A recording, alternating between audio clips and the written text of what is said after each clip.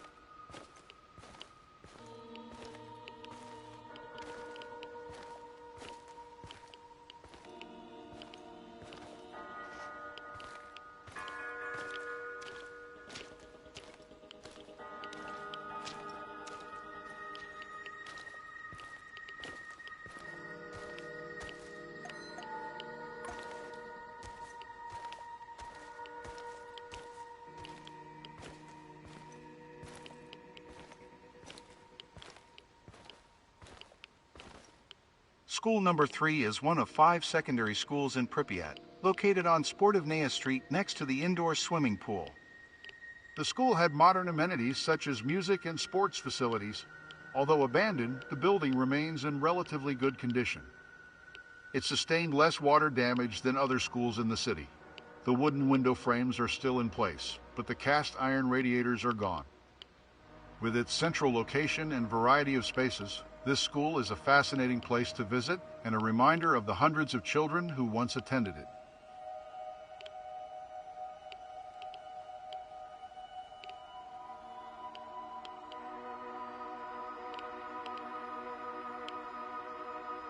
It's notable for its collection of gas masks, which have since been scattered on the floor by looters scavenging silver from the filters.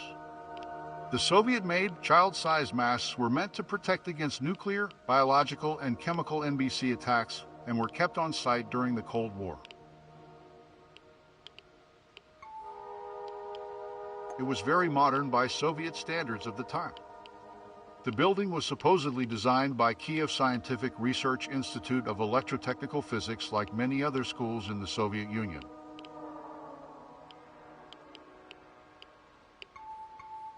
According to the historical records, the classes were not immediately canceled when the news broke. The children received some iodine pills and were allowed to go home a little early. That was it.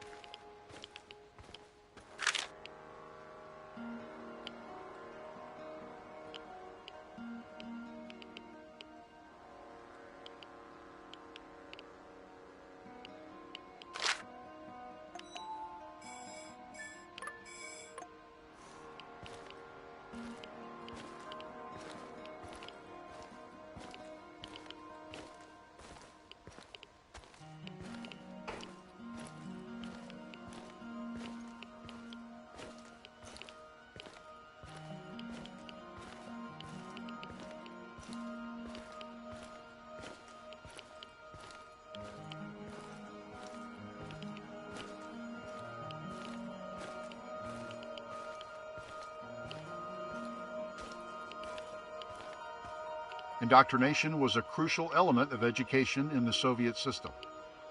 From a young age, children were taught about the forefathers of communism, the leading role of the party, and the foundations of socialist society. Teachers instilled the values of total submission of the individual and the collectivization of action. Such classes were ubiquitous in every republic of the Soviet Union, as well as Eastern Bloc countries like East Germany and Poland.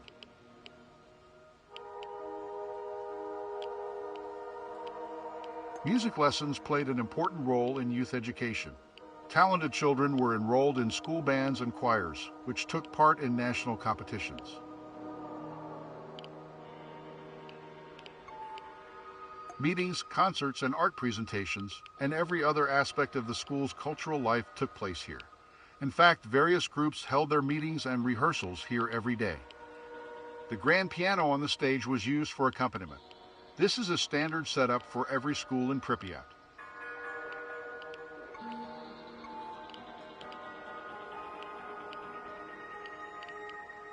Mathematics was the foundation upon which the Soviet Union's technical development was built.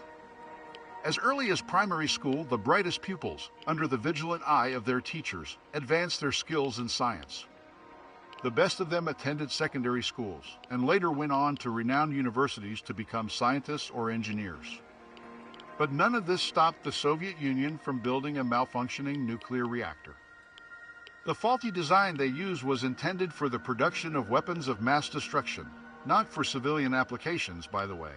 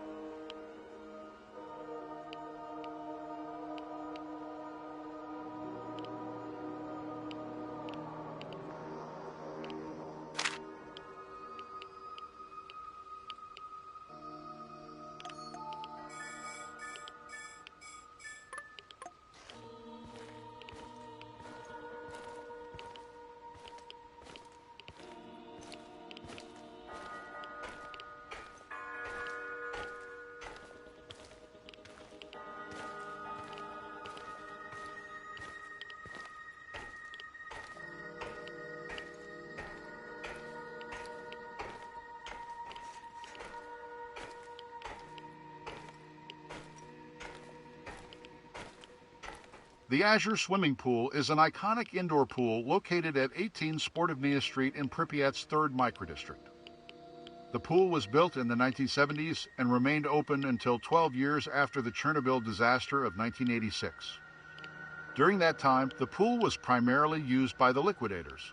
In spite of the disaster, the pool was one of the best maintained places in Pripyat. Since its closing in 1998, the pool and the nearby indoor basketball court have been left to deteriorate and are now abandoned. Before the accident at the power plant, Pripyat was a rapidly growing city. The Soviet government placed a strong emphasis on sports and physical fitness. As a result, many sports complexes, clubs, and swimming pools were constructed.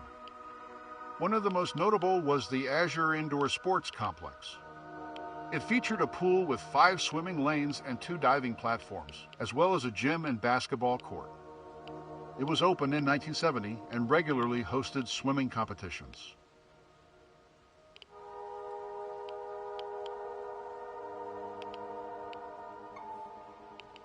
It was located in a relatively safe area and was used by employees of the Exclusion Zone Administration and liquidators.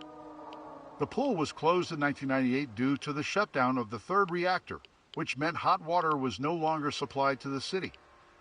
Today, like every other structure in the exclusion zone, it is abandoned. The clock above the pool still displays the approximate time of the accident. Electricity and water were cut off to most buildings in the city, but were later restored in facilities where government officials were working, including Lazarny. On one of the walls, the word "rain" is written in graffiti.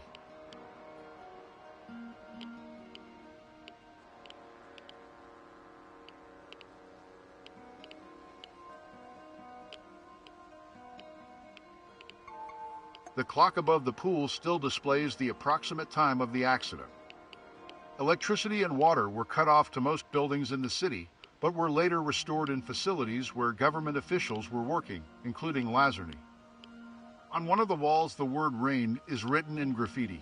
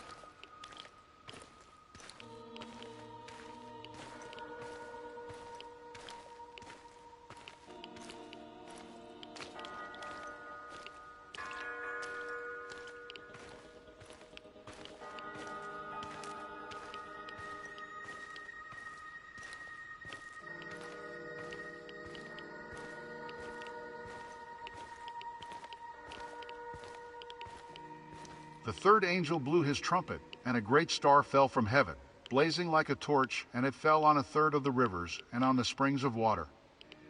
The name of the star is Wormwood.